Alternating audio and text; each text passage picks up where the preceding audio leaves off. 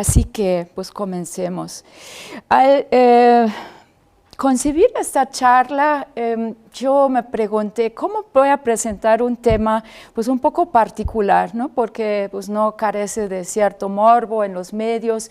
Yo creo que tenemos que poner los hechos y tratar de entender lo que hay. Y eso lo que voy a hacer hoy es tratar de presentar esa temática a través de una serie de lentes que van a ser lentes bioarqueológicas, siempre combinando otros tipos de información y comprendiéndolo a través de la ideología mesoamericana y a través del cuerpo, que son dos grandes ejes en la cosmovisión autóctona.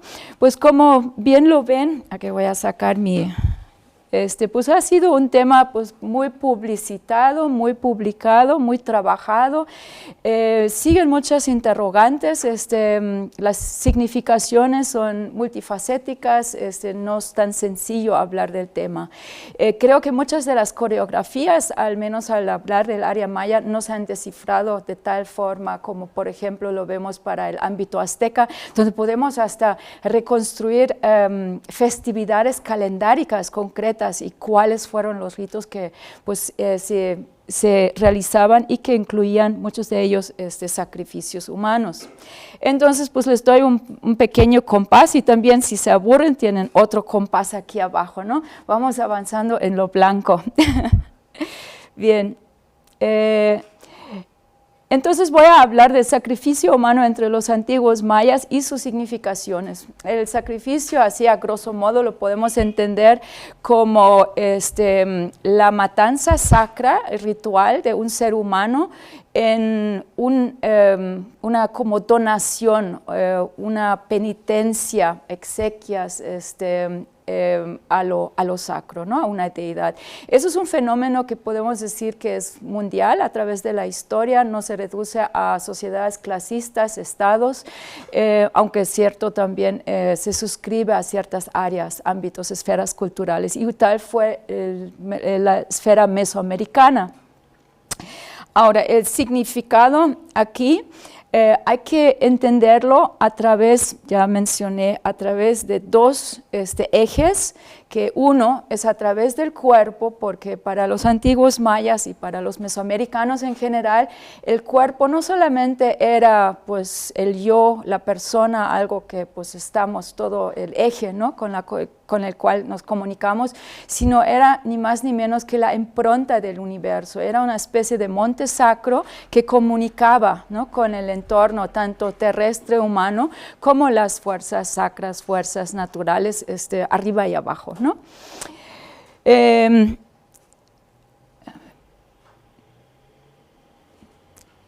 Hoy lo que voy a intentar es no solamente hablar de los significados estáticos que tenía esta práctica o las prácticas, el paso ritual, la forma ritual, sino también hablar de las secuencias mortuorias como algo dinámico que no se puede comprender como algo aislado, sino que se tiene que entender como parte de programas muy diversificados, muy complejos y postergados en muchas ocasiones y que también eran fluidos, no eran nunca estáticos.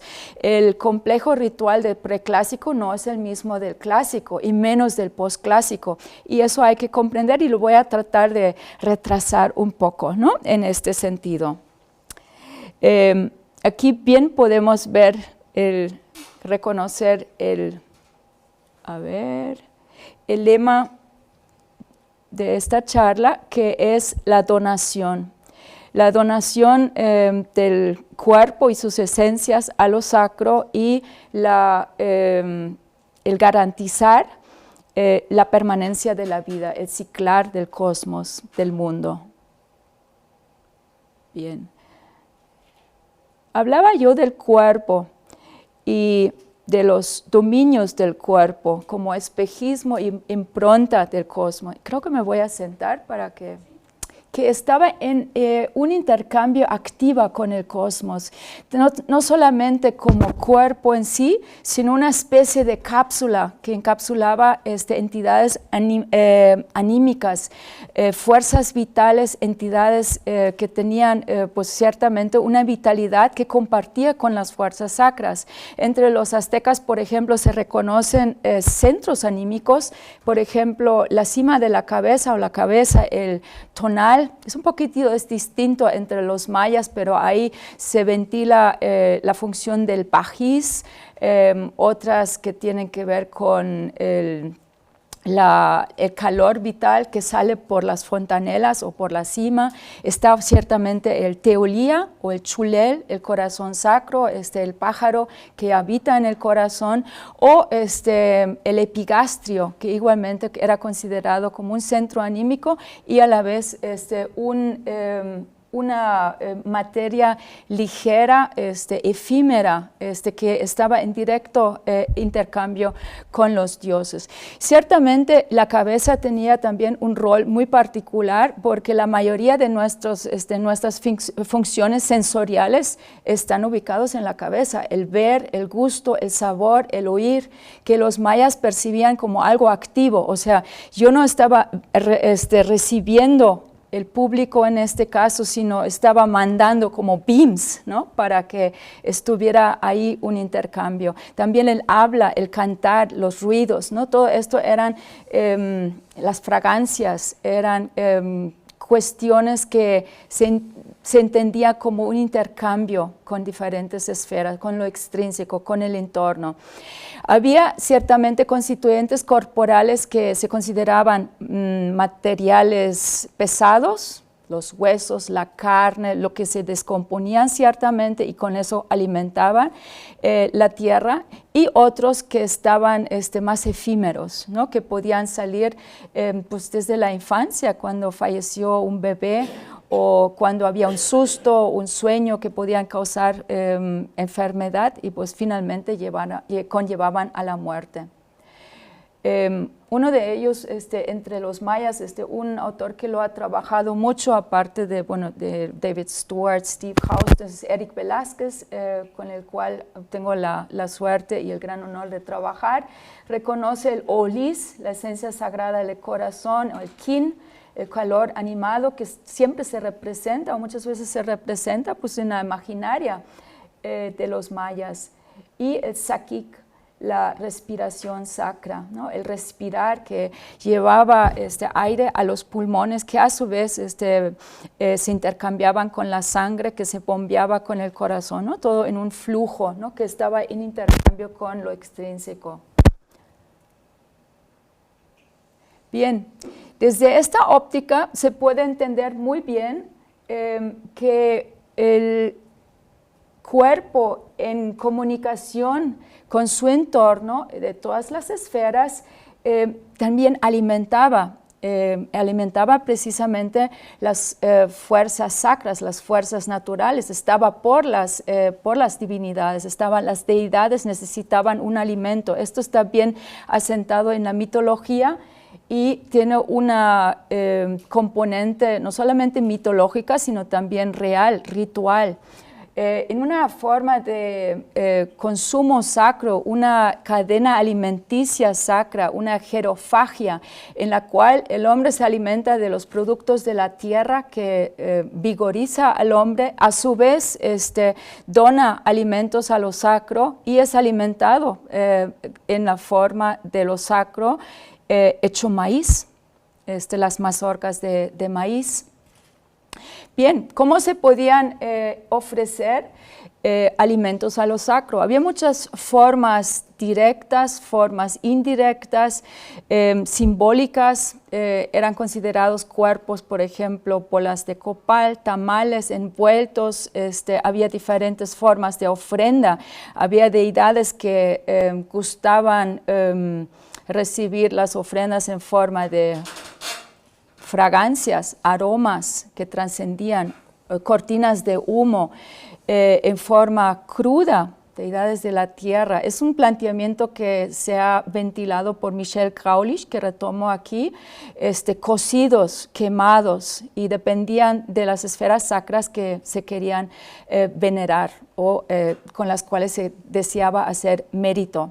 Entonces aquí podemos bien reconocer esto en las fiestas actuales, en Copán, por ejemplo, donde se ofrendan velas, copal, ciertamente esencias resinosas, maderas, se quema, se humea. Entonces hay una diversidad de ofrendas porque hay que llegarlo hacia las esferas de lo sacro, ¿no? Bien, ahora cuando hablamos de los donativos corporales reales, hablamos ya no solamente de sacrificios de cuerpos, o sea, implicando la muerte, sino había una serie de autosacrificios, una serie de penitencias que podían mediarse mediante, por ejemplo, la privación, privaciones de comida, cierta comida, privaciones de sueño, que es muy documentado en todas las esferas de Mesoamérica, la autoinflicción de dolor, la automutilación que bien conocemos, por ejemplo, en los dones de la sangre, la perforación que vemos aquí de la lengua, pero también en muchas otras, coreografías rituales juega mucho un rol prevalente el dolor, el hacer penitencia, no solamente por la donación, sino simplemente de sentirse mal, que ciertamente tiene paralelismos con otras religiones, otras esferas culturales, ¿no? La cristiana, musulmana, bueno, ¿no? Es una cuestión que pues, se llevó ciertamente a algunos extremos. De hecho, todavía hay algunos grupos que señaló Steve Houston como creyentes de que existe un circuito no solamente sanguíneo que hay que interrumpir y donar, sino un circuito nervioso que igualmente pues tenía un rol, ¿no? Entonces a través del dolor el donar, ¿no? El hacer penitencia. Ciertamente el sacrificio mayor de los hombres, viendo los aztecas, pues era la muerte en batalla, muy doloroso, o de las mujeres, la muerte en el primer parto, que a través del extremo dolor catalizaba una purificación como instantánea, que posibilitaba prácticamente vaciar el cassette, no tener que transitar por el inframundo, por las entrañas de la tierra, sino ya acompañar a los astros, ¿no? En este ciclar de la vida y muerte sobre todo, ¿no? Muy bien, entonces, aparte del autosacrificio, podemos hablar del sacrificio de animales y ciertamente del sacrificio humano como máxima expresión de la penitencia, de hacer mérito con lo divino. Esas matanzas rituales de personas que pues tienen una larga historia que podemos reconocer desde el preclásico temprano en Mesoamérica, tienen algunos elementos que comparten con otros sacrificios humanos. En primer lugar, son típicamente dirigidos por practicantes que son líderes de su grupo, para decirlo así, son expertos, son especialistas, típicamente se suscriben a sociedades ya jerarquizadas, donde una especialización no solamente en un plano religioso, sino también en un plano político-militar. Es una forma que tiene que seguir una cierta liturgia, no se puede llevar a cabo así nomás porque no va a ser eficiente, hay que hacer penitencia, hay que seguir todo una serie de rituales de preparación para así garantizar la eficiencia, ¿no? de este tipo de festividades.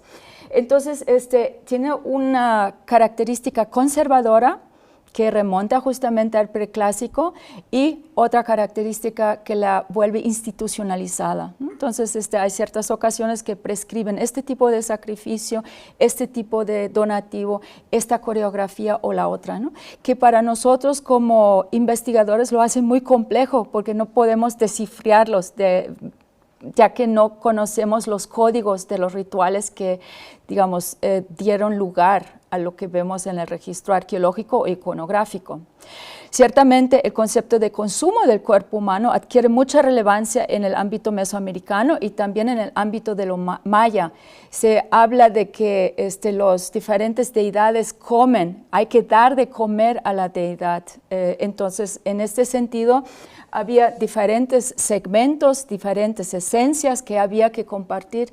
Esto explica muchos aspectos de esta complejidad, porque es una simplificación hablar del sacrificio por extracción de corazón, porque muchas veces estaba acompañado de otros, que por ejemplo la decapitación, flechamiento, el aprovechamiento póstumo de las partes humanas. Entonces es algo que más bien es una consagración del cuerpo humano que se convierte en la deidad que desde antes representa, y la donación adecuada de diferentes segmentos que vamos a ver adelante.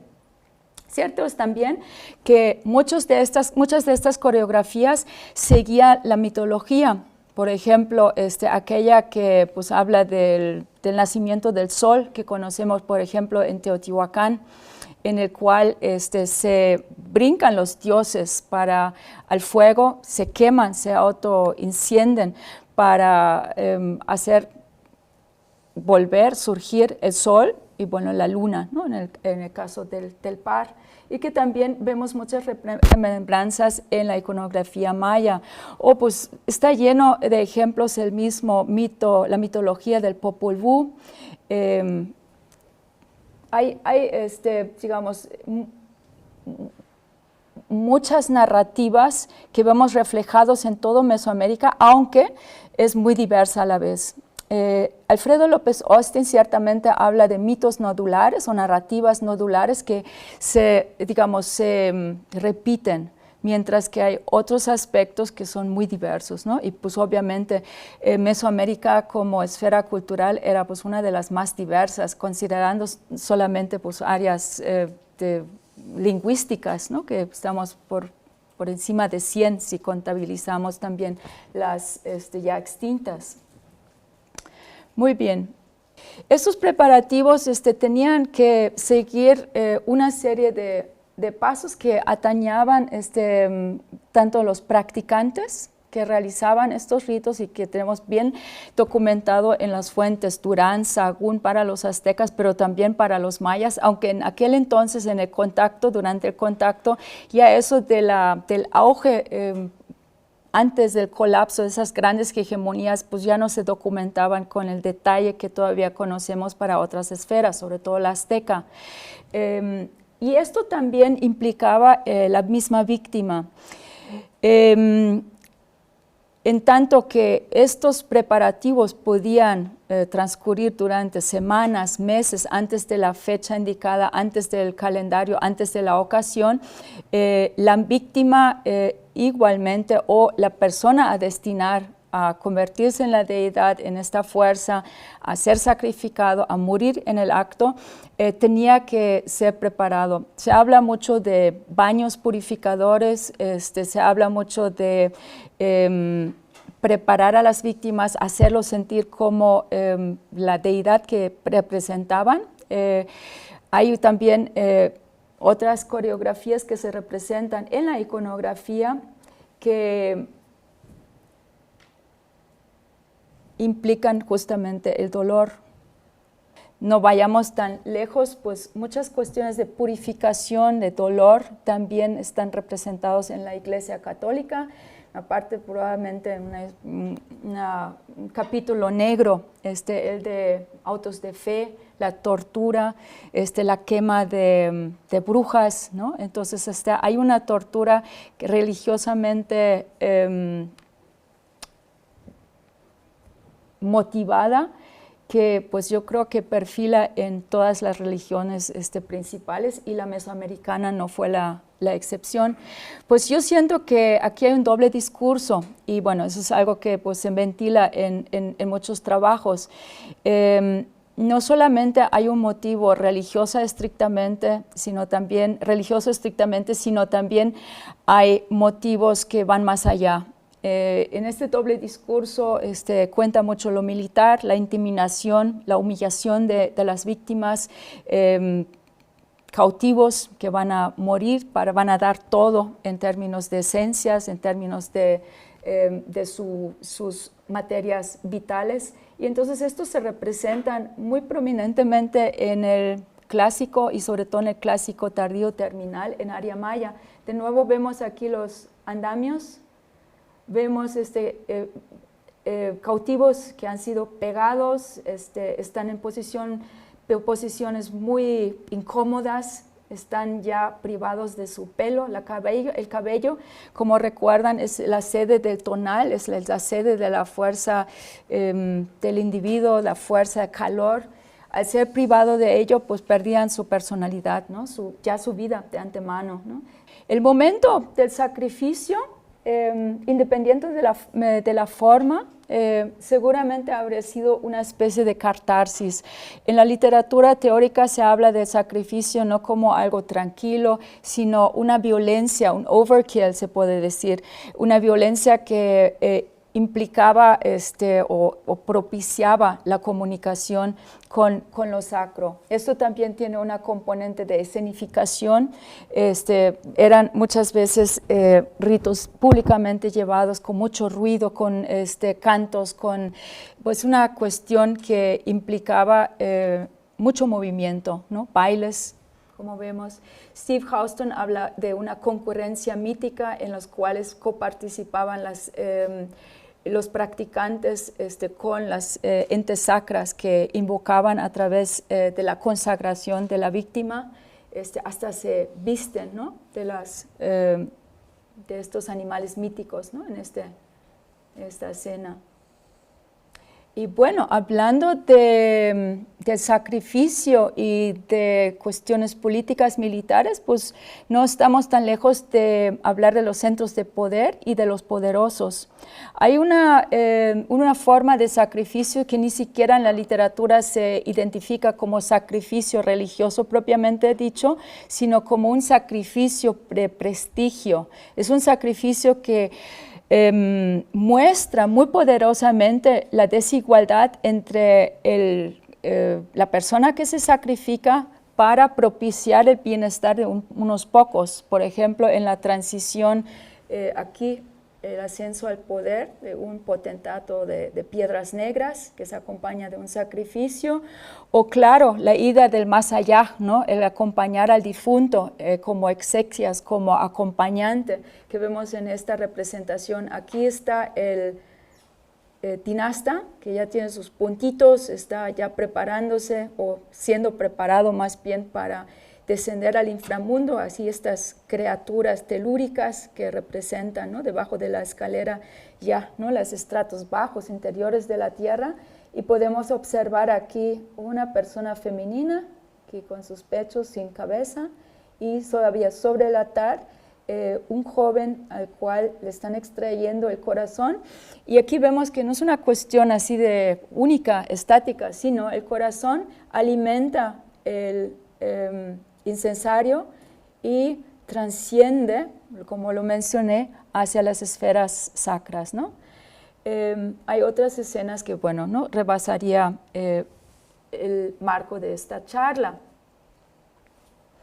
Un ejemplo también muy sonado en la academia, también en la prensa, ha sido la interpretación de Hanna Pakal y la interpretación de las víctimas sacrificiales que acompañaron sus mausoleos en las entrañas del Templo de las Inscripciones en Palenque.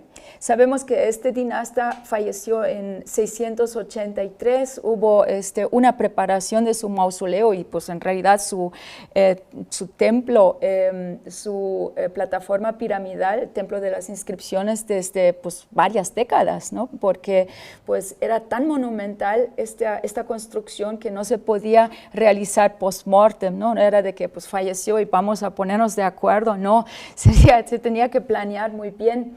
Entonces, posterior a la clausura de la lápida interna, aquí hay un aspecto muy interesante.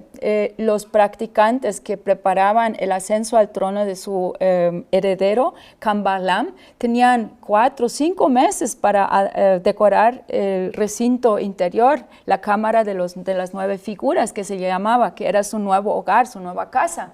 Entonces, el profesor romano que todavía acompañó el primero y también esta reentrada, me comentó que esto originalmente estaba sellado con estuco. Entonces aquí hay una implicación que no trascendía los olores, el hedor de descomposición de su precioso cuerpo, que además estaba cubierto con hasta 1 centímetro, medimos, de cinabrio y bitumen, resina, para pues realmente envolverlo, ¿no? En fin, pues clausuran el recinto, ponen la lápida grande de 2 toneladas y la puerta igualmente monolítica para sellarlo, para convertirlo en un adoratorio probablemente público porque estaba muy desgastado cuando se clausuró finalmente. Y en este tiempo, en algún momento, cuando ya lo clausuran, depositan un cajón de estuco de 5 cuerpos, que ha suscitado algo de polémica porque ha habido voces que decían no, que son de la casa de Hanapakal, que son igualmente, aprovechaban la energía sagrada del difunto protagónico y que fueron cuerpos. En nuestro reestudio o estudio reciente, afortunadamente están los restos preservados, pudimos documentar que no solamente estaban empotrados en estuco, sino que también entre cuerpo y cuerpo estaban adheridos los huesos. Entonces así podemos decir, fue un depósito simultáneo, fueron depositados al mismo tiempo. Por ende, es muy improbable que hayan seguido el paso poco a poco, muchos años después del famoso rey, del famoso gobernante. Otra serie de elementos que encontramos fueron marcas de corte por impacto. Es en una décima vértebra torácica que está justo por encima del diafragma. Uno diría, bueno, pues ¿qué estructura está cerca? Pues el corazón. Y no era realmente el acceso al corazón, sino que pensamos que durante el clásico al menos todavía era subdiafragmático, no cortaba ningún hueso, sino al arrancar el corazón cortaban, ¿no? Las venas y arterias que anclan este órgano. Entonces muchas veces tocaban las vértebras, ¿no? En estos tajos. Entonces, bueno, pues probablemente no estaba privo de violencia. Y es muy interesante también observar cómo depositan estos cuerpos en un cajón tan cerrado. Es una especie de una reivindicación, un cosmograma, se puede decir, con niños, un elemento femenino, un hombre más de mayor edad. Es un cosmograma que nos recuerda el inicio de la charla, ¿no? El cuerpo humano, el humano, es el espejo, es la impronta del cosmos, ¿no? Como un monte sacro. Y en medio están protegiendo a Hanapakal, convertido en después de su tránsito por las entrañas de la tierra, el dios del maíz que acompaña a los astros, ¿no? Ya como un sol, ¿no? En una componente solar que ha interpretado con mucho tino Osvaldo Chinchilla recientemente, el doctor Cartaue también habla de él como una especie de escondite, no es una tumba, sino es una especie de catch, ¿no? Escondite. Bien. Pero esto no es nuestro tema. Ya anticipé algunas palabras sobre las formas de muerte ritual, porque no solamente el acto tal cual, la valoración mítica, mitológica, sino también tiene una coreografía muy real que pues no puede pasar sin la anatomía humana. Entonces hay que pensar en cómo inactuaban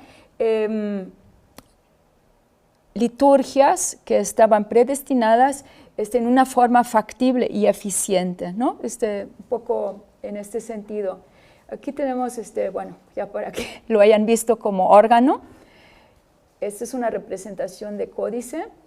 Y bueno, es un corazón vivo, palpitante, que tenía tanto valor. Era la sede de una esencia pues, principal, se puede decir, en Mesoamérica, y que donaba. No solamente es la donación, quiero decir, es el abrir el cuerpo como monte sacro y dejar brotar sus esencias, o sea, donarlas, ¿no? Y esto incluía el palpitante corazón, la sangre que brotaba en diferentes coreografías, en diferentes actos, y ciertamente el hacerlo llegar a las esferas donde tenía que llegar. Recuerdo la escena anterior donde vimos digamos, el sacrificio de acompañante, el sacrificio precioso de esta víctima en la ocasión de ascensión al trono en Piedras Negras, y aquí vemos cómo asciende el corazón, tiene plumas.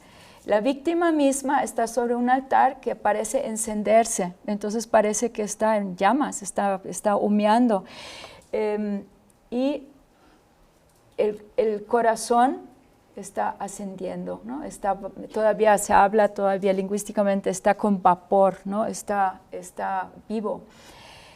Interesa saber si el acceso era subdiafragmático. Lo que ya no podía acontecer es que no podía producir la sangre, porque al cortar las venas que la anclaban, y pues sobre todo para sacar la bomba digamos, de los circuitos, la sangre se estancaba, entonces tenía que ser recolectada del abdomen o recolectado de vasijas, o pues igual hay un acto que se describe muchas veces, es dejar caer a las víctimas, y entonces se generan estas calles sanguíneas a través de las escaleras de los templos. Se habrán preguntado por qué siempre son tan poco ergonómicos las escaleras de Tikal, por ejemplo. Es que no eran para ser subidas, sino también para ser bajadas probablemente, ¿no? Entonces es una cuestión que hay que tomar en cuenta.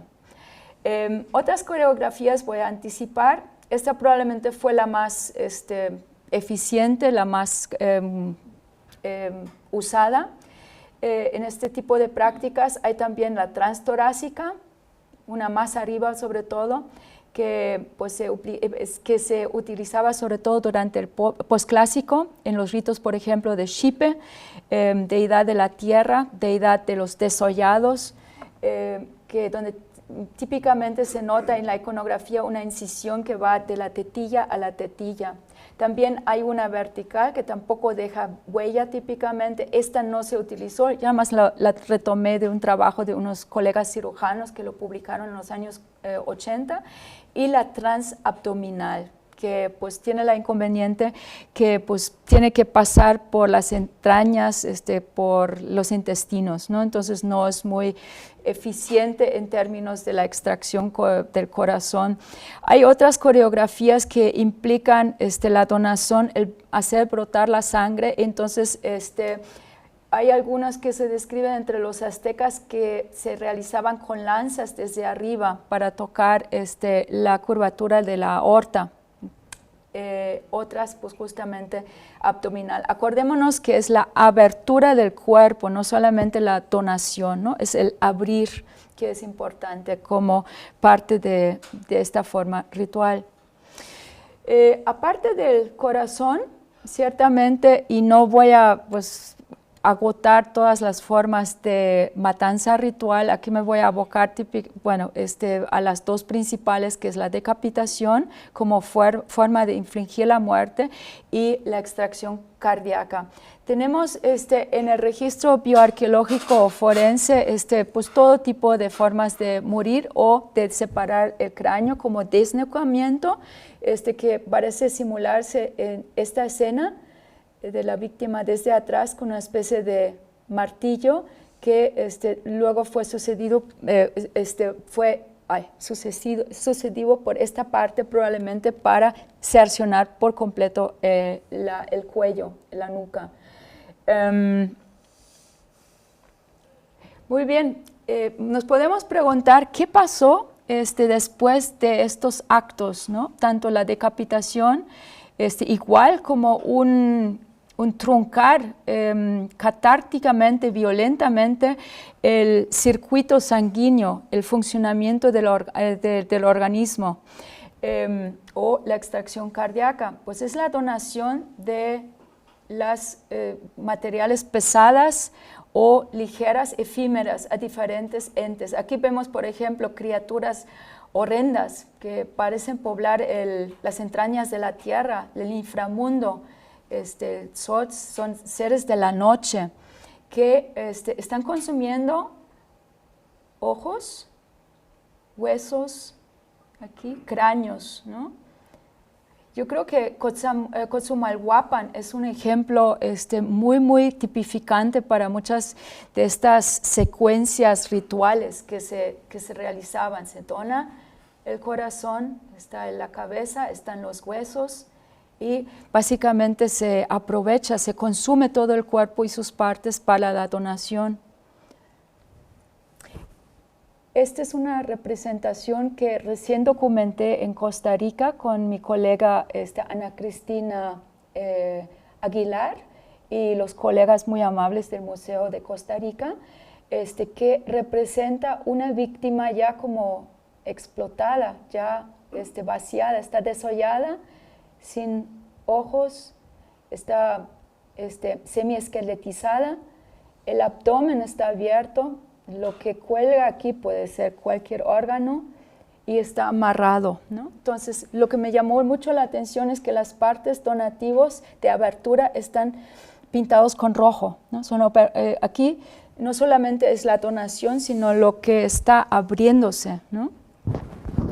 En la esfera maya podemos reconocer muchos de estos donativos, por ejemplo, en cabezas que se creman y se depositan después en escondites. Aquí tenemos un tipo de exposición térmica muy corta, pero muy intensa. Se ve que pues, tenía que haber sido expuesto directamente a una fogata, un fuego muy intenso, muy grande. Aquí, por ejemplo, podemos reconocer de Cojunlich, que se cortó una mano y se depositó. Hay otros muchos ejemplos que seguramente aquí en Guatemala se reconocen de diferentes sitios, ¿no? Estaba muy difundido. Pues se habrán preguntado, ¿y cómo podemos decir todo eso desde la bioarqueología? ¿Cómo podemos decir que está descarnado, desmembrado? Había carnicería, había desarticulación.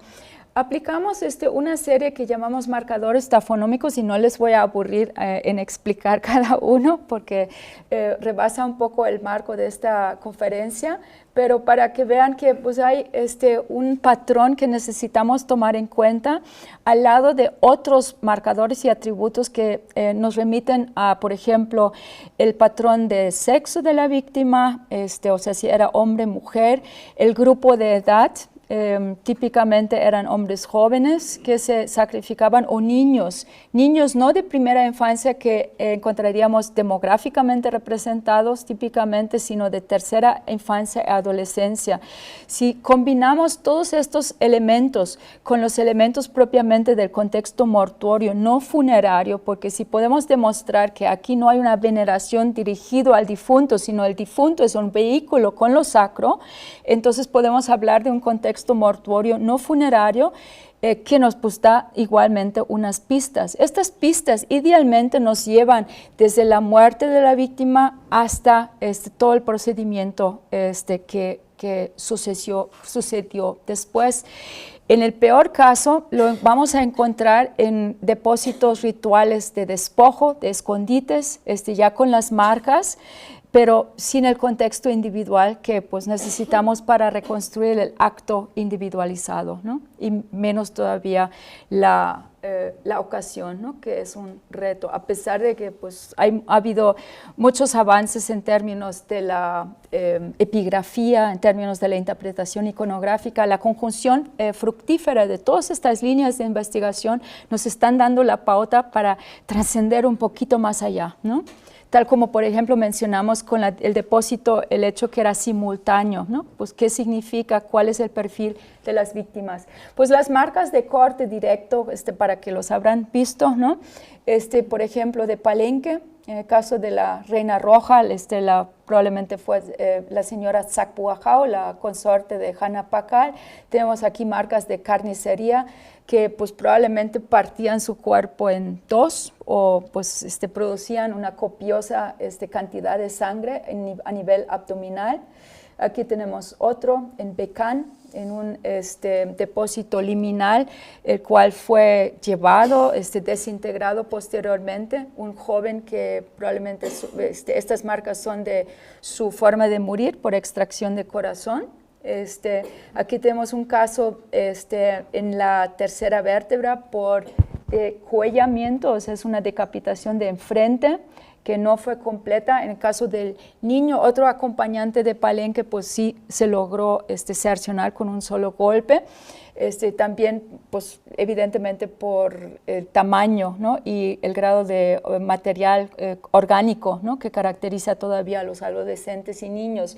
Aquí en Champotón llevamos aquí un tajo desde enfrente en un contexto sacrificial. Pero bueno, más allá, mencionaba yo que lo que queremos reconstruir son secuencias de procesamiento, muerte y procesamiento rituales de cuerpos humanos que nos puedan llevar a identificar ocasiones, motivos, tipos de sacrificio propiamente, ¿no? Que es un poco complejo. Aquí idealmente estamos desde la excavación misma para un registro. Nosotros en el laboratorio con el doctor Suzuki, lo habéis visto de cerca, manejamos la escuela francesa que se determina recientemente la arqueotanatología, que prácticamente es hacer una anatomía del difunto, que podemos reconocer aquí. Es muy detallista, pero rinde su fruto porque podemos a detalle reconstruir pues, formas de depósito. Aquí están ya alejados, están separados, están levantados los omóplatos y fue una experiencia sui generis excavar un cuerpo que está prácticamente como caja. Está en pues, un espacio completamente delimitado detrás de la Acrópolis Norte de Yaxuná, en este caso en el norte de Yucatán, y cuya cabeza se había empotrado en su propia caja torácica. Entonces aquí es algo que es muy particular, reivindica, por ejemplo, cómo se tratan a los venados cuando se matan, que eso tiene connotaciones rituales muy importantes, ¿no? Del monte Milpa y del centro habitado, más bien del monte, y que conllevan mucho ritual. Este es justamente una cueva, un espacio sacro que llevó otros depósitos. Tenemos una coreografía que pudimos reconstruir a partir de estos traumatismos perimortem, o sea, que nos sanaron, y la constelación que podemos ver aquí, había una falta de relación anatómica de todo este lado.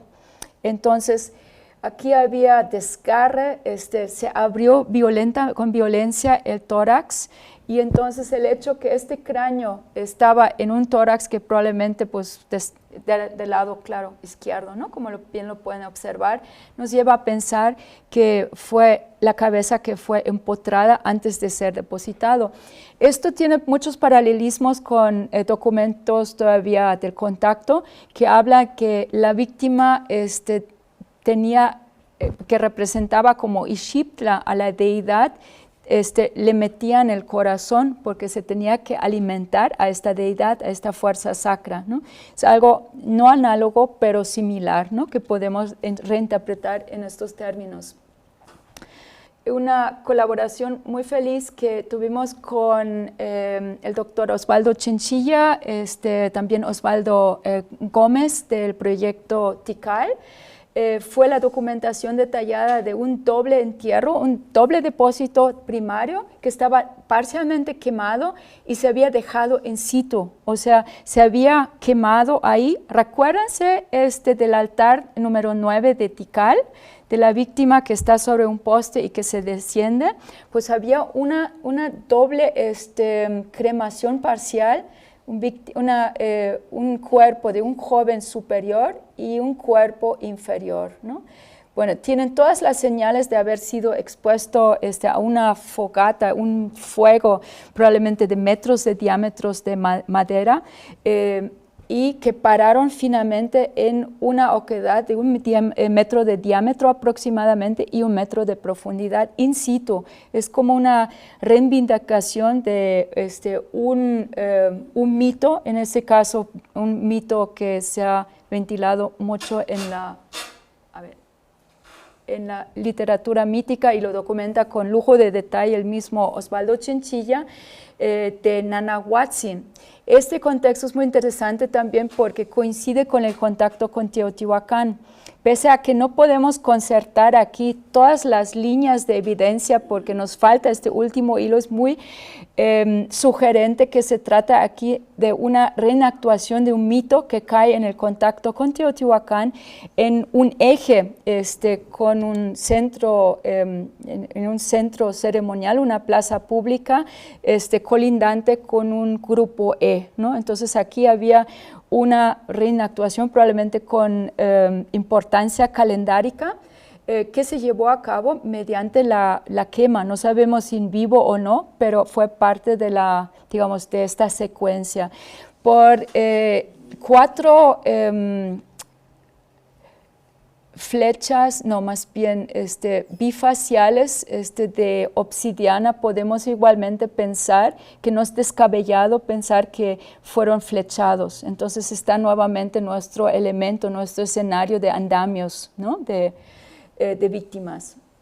Está implícito también en este mismo contexto porque fue dejado in situ, pero ciertamente fue cubierto y fue cerrado. Entonces, en el centro fue acompañado de diferentes elementos y bueno, ¿no? Ahí se consagró, ahí se quedó, ¿no? Como remembranza. Las materias duras, ya las materias pesadas ya emanaban, ¿no? Ya las etéreas.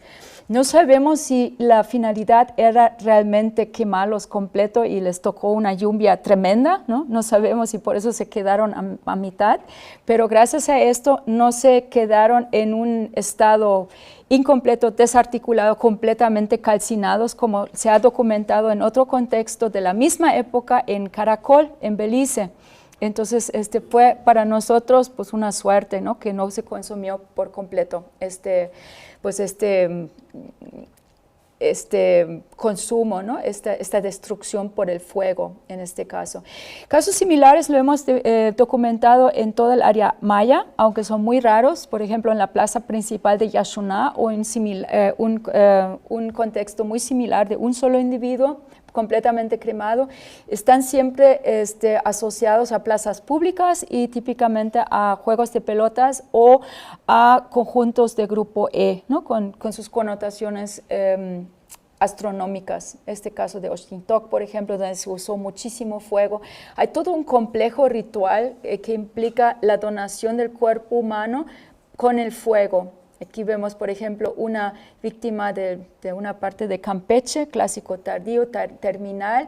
Está el sacrificador que está emulando un jaguar con todo su atuendo. Es el sacerdote, está bailando. Y la víctima, que en este caso parece ser infantil, tiene un ajaucito. Y aquí están emanando las llamas. Y hay mucho pues madero, leño, ¿no? que quema. Porque recordamos que sobre todo a nivel de la temperatura de intemperie, una temperatura normal, los cuerpos no se pueden autoincendiar, ¿no? Muy a diferencia de la mitología. Entonces las coreografías reales tuvieron que buscar formas de realizarse de una forma eficiente y, digamos, eficiente y litúrgicamente factible, ¿no? Efectivo. Bien, sin hablar, hacia el fines del clásico y hacia el colapso maya, hay un aumento no visto previamente de violencia ritual o pues con los dobles discursos que ya mencioné, políticos, militares, ¿no? De los estados despóticos que pues además estaban en pugna entre ellos. Hay una masificación de violencia que podemos reconocer en los contextos arqueológicos en formas de una proliferación de tipos de huesos sin connotación de entierro, con muchas marcas antrópicas que llamamos, ¿no? De procesamiento. Y hay también ciertamente un giro en las coreografías rituales, hay más uso del fuego aparentemente, se hacen prominentes los desollamientos, comienzan a practicarse los ritos xipe que conocemos también en Veracruz y posteriormente en el posclásico en todas partes en realidad de Mesoamérica y el más allá. Y hay cambios en el culto a las fuerzas naturales, probablemente había una reorientación de culto, la serpiente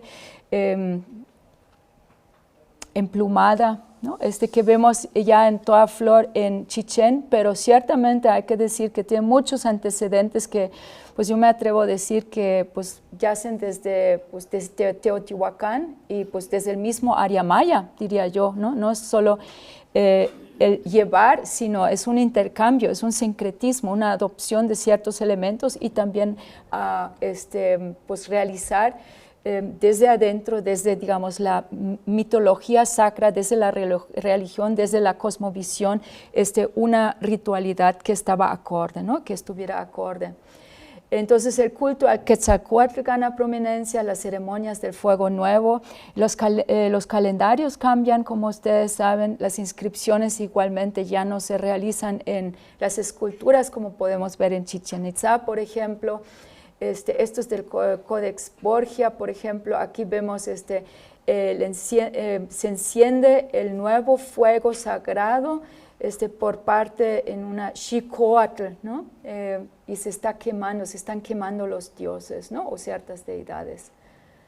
Bien. Antecedentes, pues podemos encontrar en todas partes de este mito que tanto se ha vinculado con Chichén Itzá. Chichén Itzá, por ejemplo, Aparicio, Veracruz, que han trabajado mi colega Eric Velázquez, otros colegas. Vemos igualmente, ¿no? Las serpientes que salen de la cabeza, ¿no? Ser decapitada, Tiquizate, Escuincla y el mismo Chichén, ¿no? Dentro de la península de Yucatán, podemos ver antecedentes muy fuertes en la zona PUC, por ejemplo, que ya tenía desde antes mucho contacto con la costa del Golfo, con la costa occidental. Ahí por primera vez podemos reconocer estructuras del tipo tzompantli, como ustedes saben son estos andamios que mantenían empalados verticalmente o horizontalmente por los sienes cráneos, más bien no cráneos sino cabezas en descomposición, ¿no? Como parte final de dar un ciclaje, de ciclar los restos humanos, despojos posterior al sacrificio, que ya estaban consagrados, ¿no? Aquí todavía podemos reconocer que son huesos, son ojos, ¿no?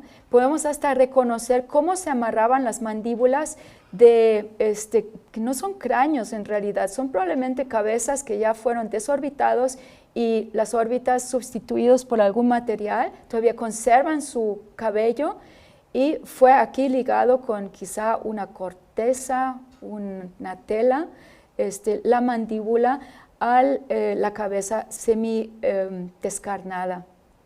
Otros aspectos de estas plataformas, hasta mi colega me sensibilizó, Guillermo Cantún del Centro Knorosov, un hueso de Tzipilchaltún menciona justamente la función de desorbitar, de sacar los glóbulos oculares.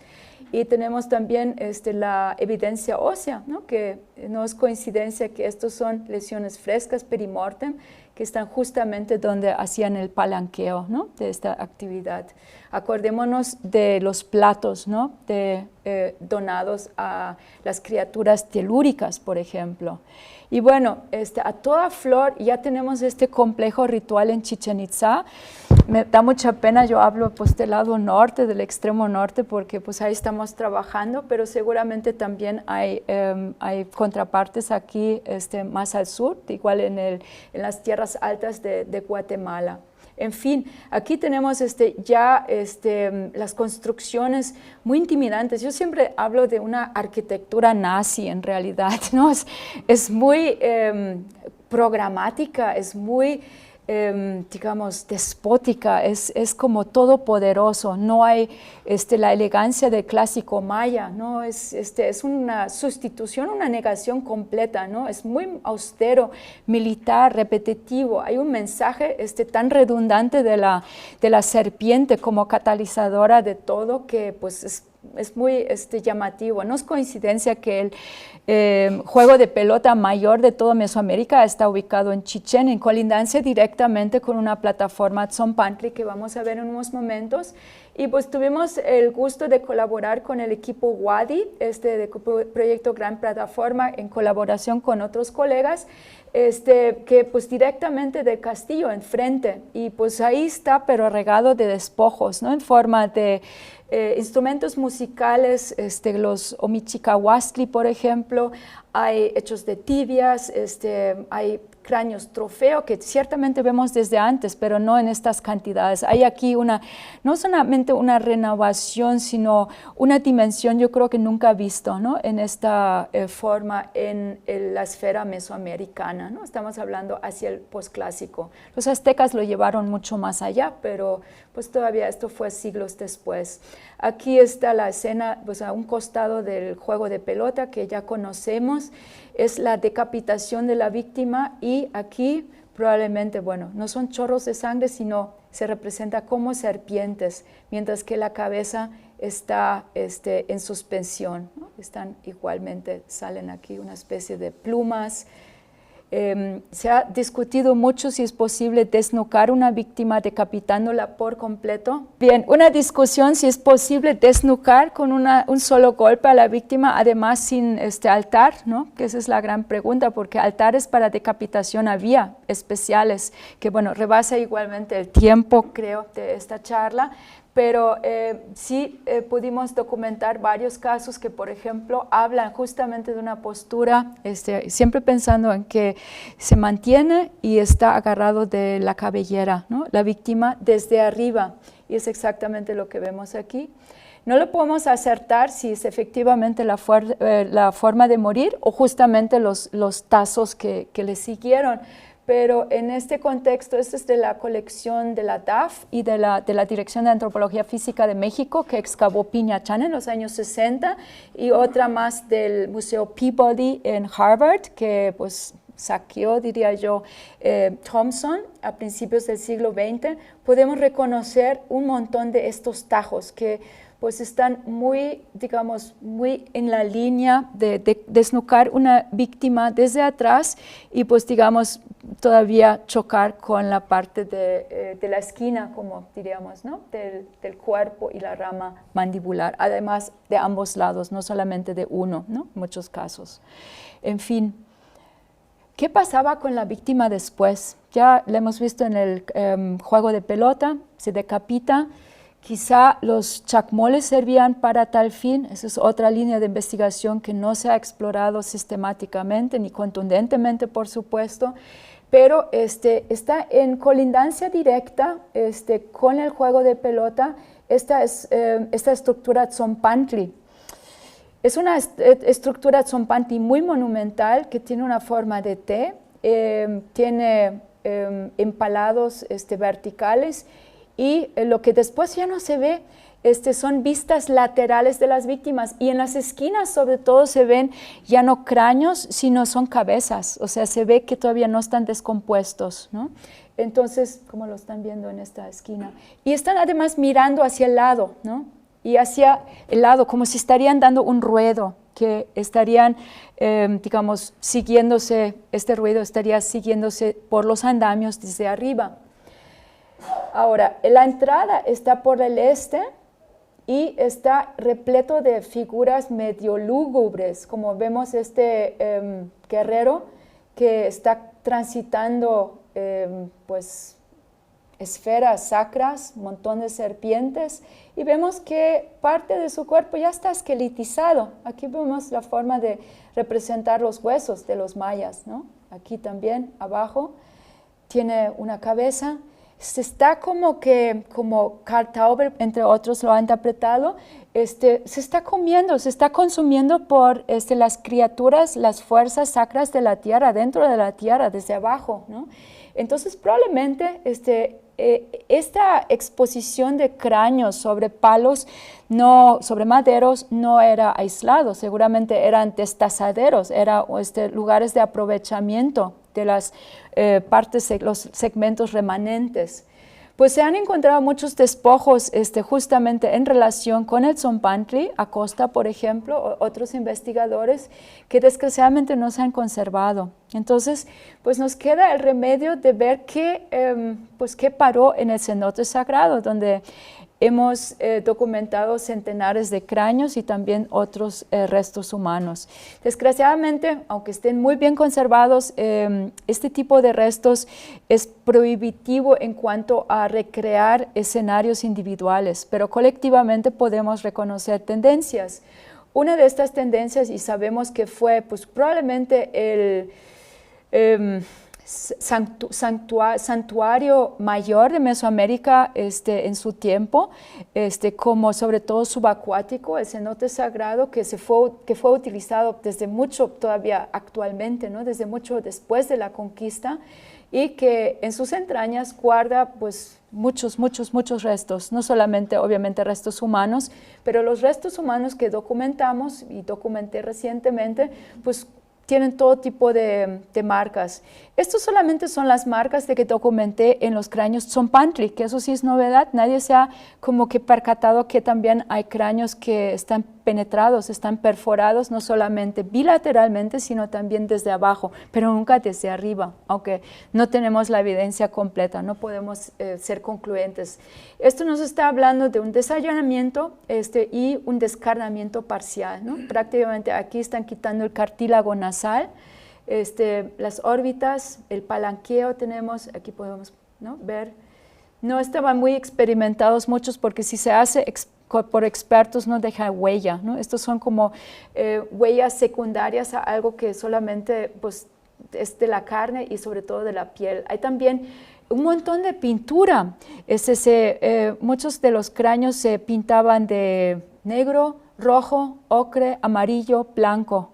Entonces seguramente representaban quizá la fuerza sacra que en vida emulaban o antes de sacrificarse, ¿no? No lo sabemos. Todo esto son líneas de investigaciones que se tienen que explorar todavía de forma sistemática. Cierto también es que encontramos muchos cráneos que son llamados en la literatura cráneo trofeo. Aquí quiero alertar que no solamente se trataba de propiamente los cráneos, sino sabemos por la iconografía y otras líneas de investigación que se apropiaban de la piel del difunto, que podía, por ejemplo, integrar los escudos, ¿no? Que son los ajaos, ¿no? Con tres grandes agujeros extendido del cautivo. O también las cabezas encogidas, está documentado en las fuentes, tal como en Brasil, por ejemplo, pero pues ya no queda rastro porque en un ambiente tropical, pues digo, ¿no? es algo que se descompone, ¿no? Bien. Y bueno, también reliquia que ni sabemos decir con certeza si son cráneo trofeo, o sea, son recipientes que se echan, que se realizan propiamente de gente sacrificada, sino también del ancestro venerado, ¿no? Que esa es otra línea de investigación que hay que distinguir muy bien de los despojos no funerarios, ¿no? Aquí probablemente pues estaba estucado con pintura, reemplazado, aquí se rellenó con resina, bitumen, probablemente en la base, ¿no? Para tener, pues digamos, para volver a utilizarse como contenedor. Y pues aquí tenemos los cráneos. Aquí podemos ya reconocer que pues no es coincidencia que las mandíbulas que documenté, y bueno, pues mis colegas han documentado, llevan muchas marcas de que pues tenían que limpiarlas bien porque había que unirlas con las cabezas todavía no esqueletizadas, ¿no? Como lo hemos visto en el ejemplo de Uxmal. Tenemos también marcas de fracturas frescas que vemos muchísimo en este tipo de ejemplares. Aquí las perforaciones bilaterales por percusión no están estandarizados, también hay otros en el complejo del caracol, más bien hay diversidad, no está, todavía no había como una rutina con esto, ¿no? El cómo trabajar, ¿no? Estos fueron los empalados desde abajo, ¿no? Se abre desde abajo. Y bueno, entre estos ejemplares que documenté recientemente, hay un cráneo muy particular porque lleva todas las insignias de las hegemonías todavía del clásico maya, de los grandes reinos que colapsaron. Que es un cráneo de un adulto masculino que pues luce una modificación tabular oblicua que fue la prominente en las áreas occidentales del área maya, el hemisferio del Usumacinta, de Yaxchilán, de Piedras Negras, de Palenque. Este cráneo fue empalado de la misma forma que los otros ejemplares ya erectos, cráneos anchos, cortos. Y entonces es una remembranza muy curiosa, un anacronismo propiamente de tiempos que ya habían pasado en Chichén Itzá, ¿no? Aquí simplemente sirve como una semilla cráneo más en el Tzompantli para una nueva liga que lo exhibe, ¿no? Tal como los otros. Y pues aquí también hay mucha diversidad todavía. Yo traté de reconocer formas y esa es la que más cerca llega, ¿no? A una tabular oblicua, ¿no? Porque en Chichén todo el mundo ya luce la deformación tabular erecta, ¿no? Esa es la que predomina en el posclásico. Y pues ya que llegamos al posclásico, pues uno de los programas rituales se vinculan estrechamente con los ritos Xipe, el dios del desollado, de los desollados, donde cargaban la piel, se vestían de la piel, y tenía también otras componentes que podemos reconocer en el altiplano, tanto como en el mismo área maya, ya en diferentes puntos que se han documentado en el Lagartero, en Chiapas, Toniná, Champotón, y pues obviamente el mismo Tenochtitlán, en Tlatelolco en particular. Son esternones cortados, entonces implica un corte mucho mayor en otro sitio. Y esto tiene que ver con el procesamiento posterior que podía llevar a pues, realmente descarnamientos como títeres, a manera de títeres, ¿no? De los despojos de los restos humanos que pudimos documentar, por ejemplo, en el sitio de Champotón, ¿no? Que son muy llamativos. Pues tras la conquista española, lo que sí se puede reconocer de inmediato, hay una supresión de las prácticas autóctonas, los autos de fe, se castigan como diabólicos, se castigan como algo que es la idolatría máxima de la fe católica, y como había una asimilación forzada, pues lo que eran ostentosos de antes, pues lo perdían y seguían realizando en la clandestinidad, ciertamente, porque persistían los sacrificios humanos pues hasta pues, el siglo pasado, diría yo, aunque en situaciones pues digamos no institucionalizadas, en situaciones pues digamos mucho más privados, ¿no? Para decirlo así. Hay también la sustitución de la víctima humana por animales y muchas adopciones de sincretismo en la instrumentación de los sacrificios, ¿no? Como por ejemplo el matar pavos, gallinas, que pues seguramente ustedes pues, han visto también en las culturas actuales, ¿no? Sin embargo, hay mucha permanencia que se percibe no tanto en cómo se interactúan y quiénes eran las víctimas y quiénes eran, digamos, los dones de lo sacro, sino una permanencia en los principios básicos, en estas cuestiones nodulares que acabo de mencionar, mesoamericanas, ¿no? Esto lo podemos reconocer hasta el día de hoy. Aquí, por ejemplo, voy a mencionar el ejemplo de Tzonca-Huich. Es un sitio donde hubo muchas rebeldías mayas desde el siglo XVI. La guerra de castas actualmente es zona ganadera. La iglesia fue fundada pues, de los primeros, ¿no?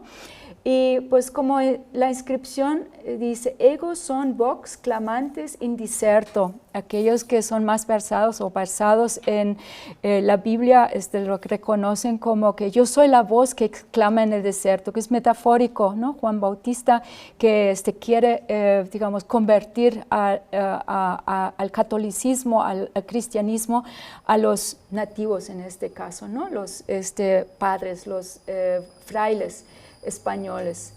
Pues en esta misma zona se reconocen, por ejemplo, las ceremonias chac-chac para pedir la lluvia, que aquí reconocemos justamente los andamios que tanto mencioné desde antes, ¿no? Que son estas estructuras de lo sacro que reivindican el monte y la fertilidad e invitan, ¿no?, a la comunicación con lo sacro. Y aquí también, que yo no sé en Guatemala qué tan difundido es, pero la tauromaquia que introdujeron los españoles conlleva ciertos sincretismos. No digo que sean puramente elementos mesoamericanos, pero me voy a centrar aquí en aquellos elementos que pues, mis colegas y yo reconocemos como no típicamente españoles. Y estos son muy difundidos en Yucatán, se están practicando en cada fiesta de pueblo, de patronales, diría yo, ¿no? Donde se trae la Virgen. En el caso de Tzonca-Huich es la Virgen de Concepción que se trae de Buctzots y es un evento anual que trae hasta a los familiares de Estados Unidos. Es una ocasión muy festejada durante 2 semanas. Y ciertamente las procesiones que llevan la Virgen se acompañan del ruedo, que son acontecimientos públicos que llevan semanas de preparación y en el cuales hay gremios, hay palqueros. Los palqueros reproducen y construyen estas estructuras, andamios perecederos armables, ¿no?, removibles durante semanas, no llevan ni un clavo. Y lo importante, según don Desiderio Pot, me comenta, es mi jardinero, él me llevó, él me dice, es muy importante que la palma guano se tiene que cortar a los 2 días antes porque tiene que lucir vivo, tiene que ser todo verde, porque si no, no es buena fiesta, no lo podemos, no va a ser un buen año. Entonces estamos hablando de 3 pisos, reconocemos un montón de banderas, una centralidad. Lleva más allá, al iniciar las fiestas sembran un árbol, una ceiba, justamente en el centro. Es elemento de la centralidad mesoamericana, sin duda, ¿no? Porque van a sembrar un árbol justamente ahí, ¿no?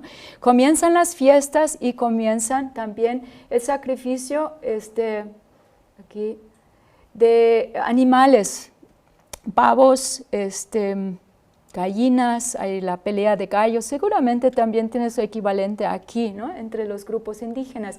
Todo esto está sacralizado, consagrado, porque cada día, aquí está la procesión con la Virgen de Concepción, que da la vuelta, que la llevan, que la veneran, está toda la comunidad presente. Entonces, al lado y paralelamente, se llevan a cabo a partir de las 4 o 5 de la tarde las corridas de toro. Aquí, por ejemplo, eso es un toro que está ya destinado a morir, lleva aquí una cabecita, un cráneo con 2 huesos, ¿no? Eso es lo que me explican, significa esto. Y ciertamente también tiene el nombre de su donador, porque cuestan los toros. Y entonces, igualmente, eso es un elemento que pues, me llamó la atención porque está descrito en las fuentes.